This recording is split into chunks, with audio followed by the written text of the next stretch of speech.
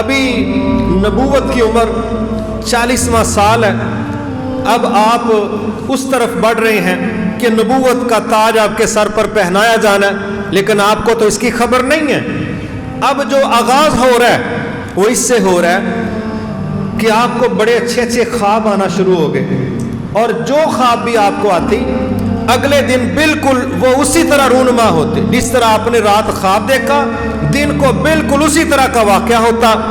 تو یہ سچے خواب بنیادی طور پر سمجھ لیں، یہ نبی کا خواب بھی وہی ہوتا ہے، نبی کا خواب بھی وہی ہوتا ہے۔ یہ سلسلہ پہلے شروع ہوا، اس کے بعد اس دور میں تقریباً 6 قسم کے مذہبی نظریات معاشرے میں چل رہے تھے۔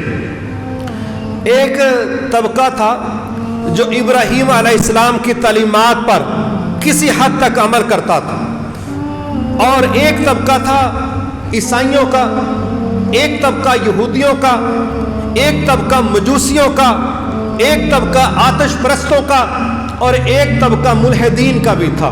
یہ 6-7 مذہبی نقطہ نظر سے بڑے طبقات تھے جو اس دور میں مانے جاتے تھے۔ تو آپ کے پاس چونکہ آپ سلیم الفطرت تھے اور بڑی حد تک آپ ابراہیم علیہ السلام کا جو دین ہے ان کی جو باقیات تھیں آپ ان پر عمل کرنے والے تھے، اور اس کے اور کئی شواہد بعد میں بھی قرآن مجید میں ملے جس پر اللہ تعالیٰ نے فرمایا کہ فلاں فلاں یہ دعویٰ کرتا ہے کہ ہم ابراہیم علیہ السلام کے راستے پر چلنے والے ہیں۔ اللہ نے کہا تم نہیں چلنے والے، محمد صلی اللہ علیہ وسلم ان کی ملت پر ان کے دین پر چلنے والے ہیں، تم نہ یہ دعوے کرو۔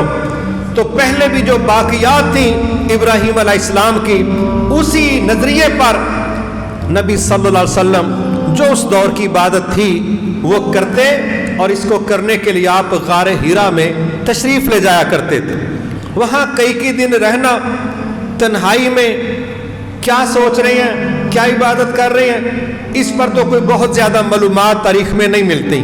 البتہ یہ ملتا ہے کہ اماں جی خدیجہ رضی اللہ تعالیٰ عنہ وہ آپ کا کھانا وہاں پہنچایا کرتی تھی، اور پھر ایک دن وہ وقت آ ہی گیا کہ آپ خود کہتے ہیں کہ میرے پاس جبرائیل علیہ السلام آئے، انہوں نے مجھ سے ملتے یہ کہا کہ اقرا، پڑھیے۔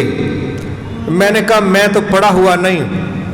تو جبرائیل علیہ السلام نے مجھے سینے سے لگایا اور اتنا دبایا، حدیث میں آتا ہے کہ آپ کہنے لگے انہوں نے مجھے تھکا دیا، بڑا زور کے جفی ڈالی انہوں نے۔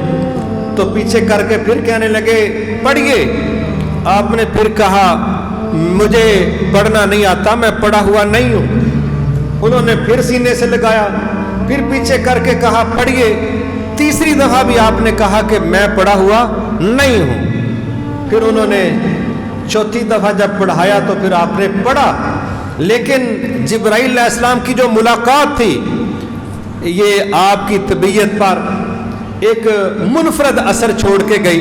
جس طرح ہوتا ہے نا زندگی میں بالکل کوئی انہونا واقعہ ہو جائے تو کافی دیر تک بندے کو سمجھ نہیں آتی کہ یہ ہوا کیا ہے۔ آپ بہرحال بڑے پریشان تھے، اور اس پریشانی میں جب آپ گھر آئے ہیں تو گھر آ کے آپ نے یہ سارا قصہ سنایا ہماری ماں کو۔ کیا کمال کی ہماری ماں تھی، بصیرت والی بھی اور مستقبل پر نظر رکھنے والی، شخصیتوں پر گہرا تبصرہ کرنے والی، اور واقعی ویری قسم کی عورت تھی وہ۔ انہوں نے یہ سب سارا منظر سنا اور آپ کی پریشانی نظر آ رہی تھی۔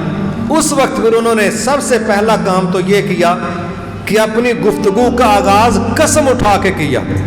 کہنے لگی کہ اللہ کی قسم، اللہ آپ کو کبھی فیل نہیں ہونے دے گا، اللہ آپ کو ناکام نہیں ہونے دے گا، اللہ آپ کو غمگین نہیں ہونے دے گا۔